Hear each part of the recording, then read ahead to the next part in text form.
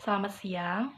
Di sini saya Sesa akan menjelaskan terkait persiapan, proses pembuatan, serta hasil review saya dari pembuatan produk tempe sebagai berikut. Baiklah, di sini kita masuk ke tahap pertama, yaitu pada tahap persiapan serta pada tahap proses pembuatannya. Yang pertama, dalam produksi tempe, produk olahan tempe ini, kita menyiapkan dulu bahan-bahan yang diperlukan serta alat-alat yang dibutuhkan. Adapun untuk bahannya cukup sederhana, ada kedelai, ada ragi tempe, serta penyediaan daun pisang sebagai bungkusan. Bisa juga kita menggunakan plastik atau beberapa bungkusan lain yang tentunya bisa mendukung dalam proses pembuatan tempe. Nah, mula-mula kedelainya ini kita cuci dulu. Setelah kita cuci bersih, selanjutnya kita akan rebus.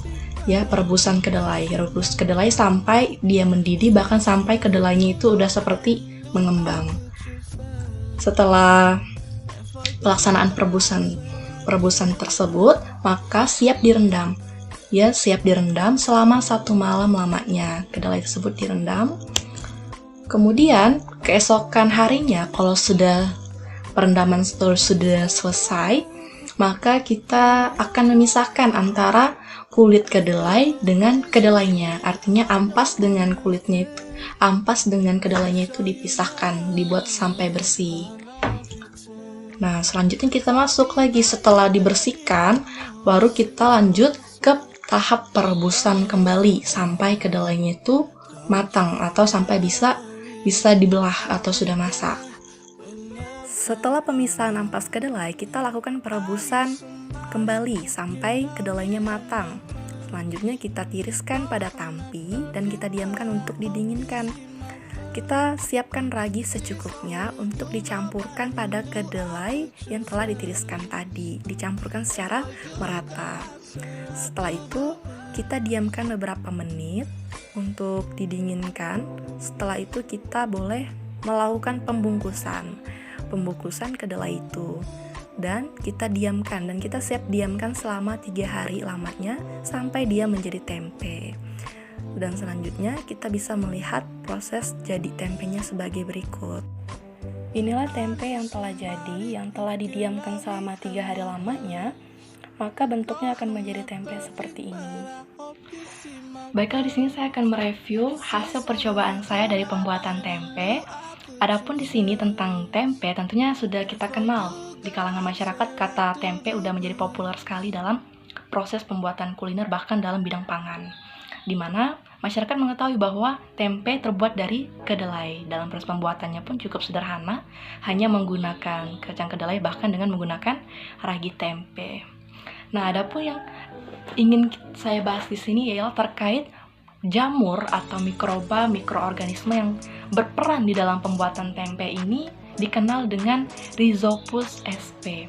Di mana Rhizopus ini telah kita kenal, bahkan dari beberapa jurnal yang telah saya baca, Rhizopus sp ini sering digunakan dalam pembuatan bidang pangan lainnya. Dalam pembuatan makanan tentunya ini dikatakan merupakan mikroba atau jamur yang sangat baik. Terlebih lagi dalam pembuatan tempe ini, Rhizopus sp memiliki peranan yang sangat penting. Jadi yang berperan penting dalam pembuatan tempe, mikroba atau mikroorganisme yang berperan penting ialah si Rhizopus sp. Di mana Rhizopus sp ini nantinya dia berperan untuk melekatkan antara kedelai yang satu dengan kedelai yang lain, sehingga nanti bentuk tempe itu jadi padat gitu. Dapat kita lihat ya. Nanti bentuk tempenya bisa jadi padat seperti ini. Ya, seperti ini, itu karena bantuan dari si Rhizopus sp. Nah, selanjutnya, dimana kita perlu ketahui bahwa Rhizopus sp itu ialah terdapat dari ragi tempenya. Jadi ketika kita membuat tempe, tentunya kita menggunakan ragi, karena disitulah mikrobanya atau jamurnya terdapat, sehingga membantu dalam proses pembuatan tempe tersebut. Adapun menurut Astuti tahun 1996 mengatakan bahwa dalam proses pembuatan tempe itu akan melalui 4 tahap. Yang pertama perebusan, pengupasan, selanjutnya perendaman serta fermentasi. Ya.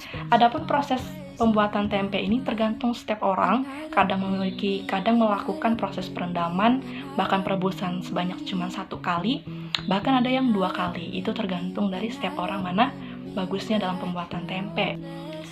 Dalam proses pembuatan tempe, mikroorganisme atau si jamur Rhizopus sp ini mulai berperan itu pada saat proses perendaman sampai pada proses fermentasinya dia.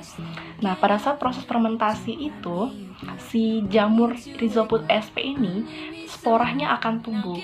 Ada sporanya itu nanti akan tumbuh dan berkembang menjadi sebuah hifa yang makin panjang. Yang makin panjang yang nantinya hifa ini akan membalut biji kedelai itu. Dia akan membalut biji kedelai itu dan menembus kotiledon dari si biji kedelai ini. Ya, setelah itu benang-benang itu nanti atau hifa ini akan semakin banyak dan semakin padat.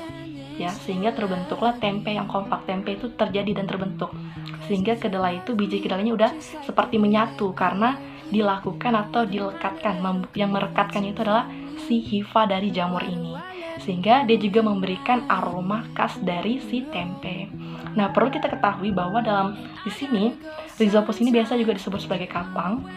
Rhizopus ini ada 3 jenis Rhizopus yang berperan dalam pembuatan tempe. Itu ada Rhizopus oligosporus, ada Rhizopus oryzae, dan Rhizopus stolonifer.